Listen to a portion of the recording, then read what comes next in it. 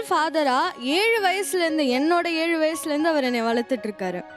7 வயசுல எப்போ நான் எங்கள் அம்மா போனாங்களோ அந்த செகண்ட்லேருந்து அவர் வளர்க்குற ஒவ்வொரு செகண்டையும் நான் ஸ்பெஷல் மூமெண்ட்டாக தான் பார்க்குறேன்.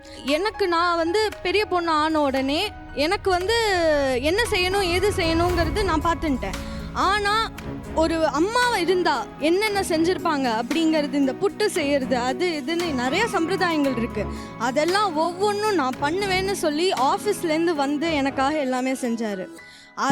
அது கூட பரவாயில்ல, மார்னிங் எழுந்திரிச்சு 4 மணி எழுந்திரிச்சதுலேருந்து நைட்டு 2 மணி தூங்குற வரைக்கும் அவருக்கு என் சிந்தனை மட்டும்தான் இருக்கும். அந்தந்த செகண்ட்லாம் வந்து இவரை மாதிரி ஒரு அப்பா கிடைக்க நான் எந்த ஜென்மத்தில் புண்ணியம் பண்ணியிருப்பேன் அப்படின்னு எனக்கு தெரியாது. இதே மாதிரி ஒரு ஃபாதர் எல்லா ஜென்மத்திலையும் கிடைக்கணும்னு தான் நான் ஆசைப்படுவேன். சரி, என்னதான் பார்த்துக்கிட்டாலும் அதில் இவ்வளவு விஷயம் வந்து மெனக்கிட்டு அப்பாவா பண்ணுறதுங்கிறது அது ஒரு எக்ஸ்ட்ரா மைல் தான். அது என்னுடைய ஒய்ஃபோட ஒரே ஒரு வேண்டுகோள் என்னன்னா, என் குழந்தை ஒரு டான்ஸராக மாறணும்னு. அப்போ போவான்னு நாங்கள் எதிர்பார்க்கல, பட் போயிட்டா.